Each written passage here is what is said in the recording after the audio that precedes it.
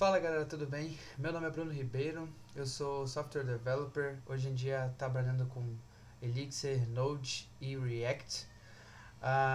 Esse é o meu segundo vídeo aqui. O meu primeiro eu falei sobre push notification com Flutter e Nest.js, mas meu nome aparecia, né? Então dessa vez eu vim dar um oi pra vocês.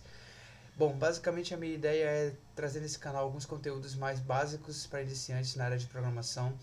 E hoje eu vim trazer Elixir, né? Eu comecei nessa linguagem desde o início do ano, achei uma linguagem interessantíssima e que está crescendo bastante no mercado, mas que tem pouco conteúdo em português. Então decidi trazer algumas coisas aqui para ver se eu posso ajudar a comunidade. E vamos lá, né? Hoje o que a gente vai fazer é um Firewatcher. Bom, basicamente a gente vai criar um observador de arquivos em Elixir. A gente vai fazer um projeto bem simples na realidade. Eu vou simplesmente fazer com que o Elixir leia um arquivo TXT. Na verdade, leia vários arquivos TXT que a gente coloque dentro de um diretório específico. A gente vai subir um processo, vai manter esse processo em execução e caso o server quebre, ele vai se subir automaticamente novamente para manter sempre em produção, sempre online. Então, vamos lá, sem mais delongas, eu vou abrir aqui, diminuir minha câmera e abrir o Emacs com vocês. E vou iniciar o código desde o zero. Quero iniciar desde o zero para vocês verem como é que é a criação, coisas assim. Talvez tenha alguns iniciantes em Elixir. Então eu vou dar algumas dicas aí. Então se você já é iniciante, sinta-se bem-vindo. Se você é intermediário, tenha um pouco de paciência aí com algumas coisas mais básicas que eu vou passar. Então a primeira coisa que eu vou fazer é abrir um terminal aqui e deixa eu fechar esse projetinho aqui que era, né? Projetinho anterior. Deixa eu iniciar novamente e criar um novo arquivo chamado Watcherfile. Voltar aqui. Já temos nosso Watcherfile. Abrir o lib e a nossa pasta. Beleza? Então ele já vem com algumas coisas por padrão. Eu vou excluir esses caras aqui. A gente não vai fazer documentação agora porque a ideia é manter bem simples. Então a primeira coisa, eu vou precisar instalar uma lib externa chamada File System. Então deixa eu já pegar essa lib aqui. Vou adicionar ela aqui. Opa. Agora foi. Ok, certinho.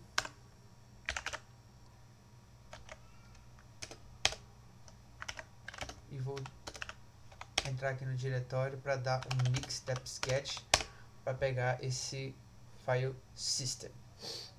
Pronto, agora tudo certo. Posso voltar aqui no nosso código. Perfeito. Bom, a primeira coisa que eu vou fazer é chamar um use genServer. Bom, o genServer de maneira bem simples é como se fosse um servidor de processos, né? Ele vai subir um processo e vai manter esse processo em execução. Então, ele vai criar um PID, Process ID, e vai manter esse processo em execução. Para eu iniciar esse cara, eu vou criar uma função aqui, chamada startLink. Essa função vai receber alguns argumentos, e eu posso chamar o genServer.startLink aqui, passando o nome do módulo, e passando esses argumentos. Então basicamente aqui eu estou iniciando o genServer, né, dando um start link, então eu estou subindo esse genServer e criando um processo para ele. Bom, quando eu tenho um genServer, eu preciso de um processo de init. Aqui eu também recebo alguns argumentos, mas eu não vou me importar com isso agora. Então esse underline aqui basicamente é para dizer que eu não vou usar essa variável, é só para dar o pattern match aqui. E agora eu vou chamar o nosso file system.startLink. Então esse aqui é o cara que vai ficar observando o nosso diretório. Ele vai receber dois argumentos. O primeiro é o dirs, que ele recebe uma lista. Presta bem atenção nesse dirs. Esse dirs vai ser uma string, e essa string nada mais é do que o diretório em si que você quer que ele fique observando. Então aqui a gente ainda não tem nenhum diretório, eu vou criar um de teste. Então deixa eu voltar aqui em Watcherfile. Eu vou criar um novo diretório chamado arquivos. Beleza? Então, o que vai acontecer aqui? todo novo TXT ou qualquer arquivo que eu jogar aqui dentro dessa pasta arquivos, o Firewatch vai pegar e vai identificar que um arquivo novo foi criado aqui e vai falar pra gente, beleza? Deixa eu voltar aqui na nossa lib. Então, para mim, nesse caso, se você estiver usando Linux ou Mac, acredito que você pode dar um pwd no seu terminal e você vai pegar o caminho absoluto, né? No Windows, infelizmente, eu não sei como é que funciona, mas isso é bem fácil de você procurar entender. Então, para mim, esse diretório está na pasta Home, dentro de Bruno, dentro de Documentos, dentro de www.watchfile, na verdade, /watchfile, /arquivos. Então, é esse o diretório que eu quero que o File System fique observando. Ele vai receber também um backend, que vai ser o FS peraí, deixa eu ver, é o FS Notify, acredito que é o nome. Bom, é isso mesmo, FS Notify. Tá, o que é esse backend? Basicamente, esse file system ele é criado com um sistema nativo de diretórios, seja do Mac, Windows ou Linux. Então, basicamente, aqui eu estou dizendo para ele qual é o padrão, o arquivo de diretórios que eu estou utilizando. Como eu estou usando o Linux aqui, vai ser o FS Notify. Ok, quando eu chamo esse file system start link, ele vai retornar para mim uma tupla com o OK e o Watcher PID, que nada mais é do que o ID do processo desse Watcher file. Aí agora eu posso dar um file system.subscribe desse Watcher PID, na verdade. Ok? E eu vou finalizar essa função retornando um OK e o próprio Watcher file. Pronto? E basicamente aqui eu inicio a minha aplicação. Bom, você percebe que o File System tem um start link que nem um GenServer, correto? É porque ele também vai subir um processo que vai ficar em execução na sua máquina. Então por que eu preciso do GenServer? A ideia do GenServer é justamente para a gente manter essa aplicação online o tempo todo. Caso, você sabe, diretório às vezes na hora de escrita pode dar erro, então caso o File System venha a quebrar, eu posso fazer um tratamento para subir de novo o GenServer e consequentemente subir novamente o File System e aí manter a nossa aplicação sempre online. E eu vou já mostrar isso para você. Bom, agora eu preciso criar duas funções chamadas handleinfo.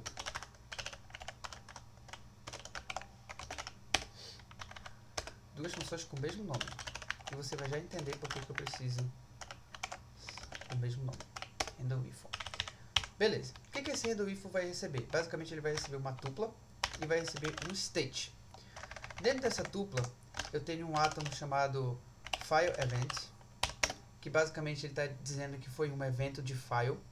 Eu vou ter o WatcherPID novamente, só que eu não vou precisar dele, então novamente eu vou colocar um underline, porque para poder fazer o pattern match, para quem é iniciante, novamente, o underline, a ideia é que o Elixir funciona através de pattern match, então ele só vai entrar nessa função se for totalmente igual, a função tiver exatamente igual ao retorno, a chamada dela.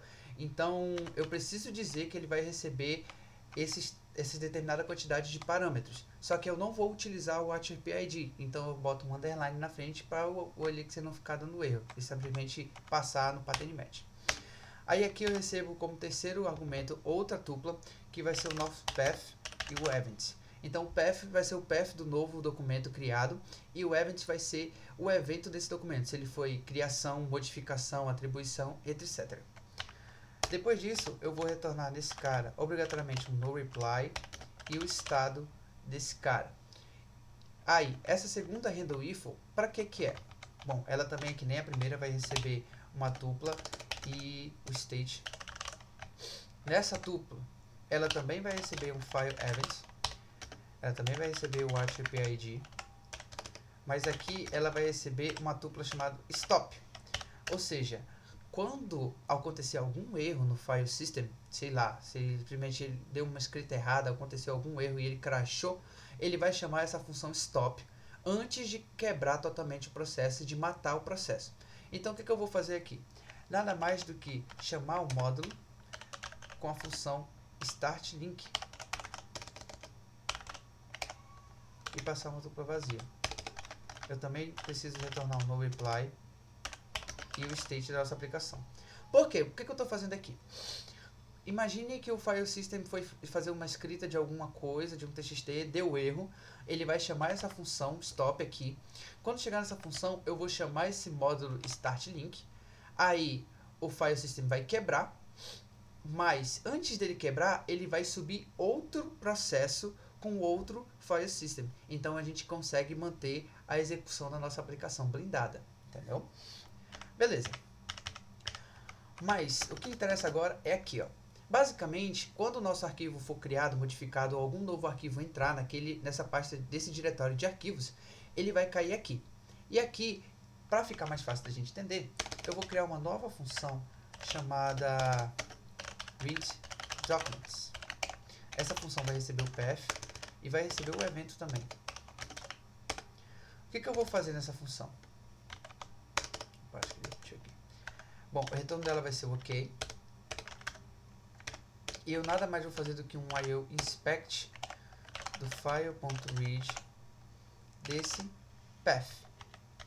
Simples assim. E agora vamos executar, vamos ver se vai dar bom ou se vai dar mal. Eu já estou dentro do WatchFile, então eu vou dar um ex-s mix. Vamos ver o que vai acontecer aqui. Ele está dizendo que o WatchFile does not exist. Ah, tá. Correto. Bom, foi um erro bem simples. Deixa eu voltar aqui na nossa aplicação. Eu criei a função, mas eu tenho que chamar ela, obviamente. Eu vou chamar ela aqui dentro desse handle_info. Aqui eu vou chamar o readDocuments e eu vou passar esse path e esse evento que a gente recebeu. Beleza?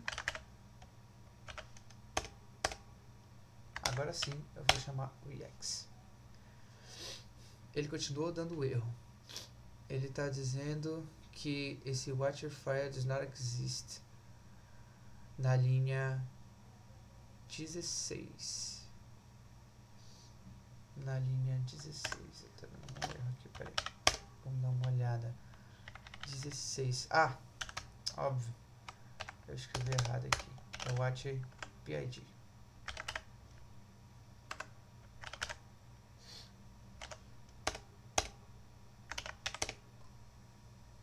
Agora sim, a gente executou. Bom, esse event, ele está dizendo que ele não está sendo utilizado porque naquela função readDocuments a gente só está utilizando o path. O event a gente não está utilizando ainda. Vou já mostrar para vocês qual é a utilidade que eu coloquei ele ali. Então, o que eu vou fazer agora? Eu vou chamar esse WatchFile, chamar a função startLink, passando uma tupla vazia, que é aqueles argumentos que eu não vou precisar. E ele vai gerar um PID para a gente. Retornou OK PID. Agora, eu tenho um arquivo TXT bem simples dentro de uma diretório aqui e eu vou simplesmente jogar esse teste aqui dentro dos arquivos e vamos ver o que acontece. E funcionou. Ele retornou esse OK fala pessoal, que é o nome do arquivo, que é o arquivo que eu criei, só que ele retornou 4 vezes, né? Por que ele retornou 4 vezes? Bom, é bem simples. Deixa eu voltar aqui. O que acontece? Quando eu copio e colo um arquivo, por exemplo, um TXT para dentro daquele diretório, ele vai acontecer vários eventos. Ele vai acontecer um evento de criação, um evento de modificação, um evento de atribuição.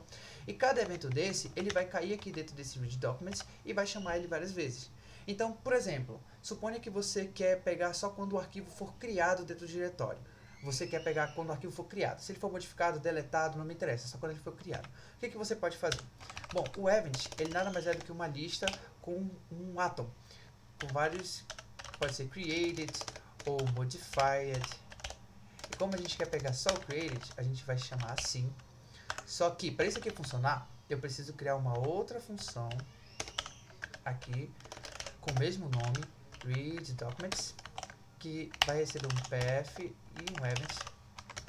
E nada mais vai fazer do que retornar um OK. Se você é iniciante, você deve estar se perguntando por que eu estou escrevendo 2 vezes. Bom, no Elixir, existe uma coisa chamada Pattern Matching, ou seja, padrão de projeto. Então, esse path aqui, esse readDocuments aqui vai rodar quando eu criar um path com uma tupla created. Se ele não entrar nesse cara aqui, ele vai procurar outra tupla, outro read documents que ele entre. Então, esse read documents é um genérico, ou seja, se não cair aqui, ele vai cair aqui. Para uma linguagem, você que é mais acostumado com linguagens orientadas a objeto, é como se fosse um if. É como se eu estivesse fazendo um if, dizendo se o evento for igual a created, ele vai executar tal código, se não, ele vai executar outro código. Só que com Elixir, eu consigo fazer isso através dos próprios argumentos da função, fazendo com que fique um pouco mais elegante aí. Então, eu vou salvar esse cara aqui e vou voltar para o nosso terminal. Deixa eu dar um recompile. E agora eu vou jogar de novo o nosso arquivo lá dentro, para ver o que vai acontecer. E ele retornou ok. E o nosso valor aqui, 100% funcional. Bom, eu não sei porque que ele não retornou a string dentro dele. Eu acho que ele não deu o path, ou é porque eu copiei errado. Mas deixa eu tentar novamente aqui, só para ver se ele vai... Eu vou modificar o arquivo. Espera aí.